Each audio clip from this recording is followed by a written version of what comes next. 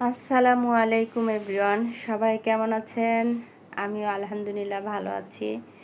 এই তো আজকে সকালের নাস্তা ছিল আমার রুটি আর হলো লাউ ভাজি। শীতের মধ্যে গরম গরম রুটি আর লাউ ভাজি, ধনেপাতা দিয়ে লাউ ভাজিটা করলে আসলে খুবই মজা।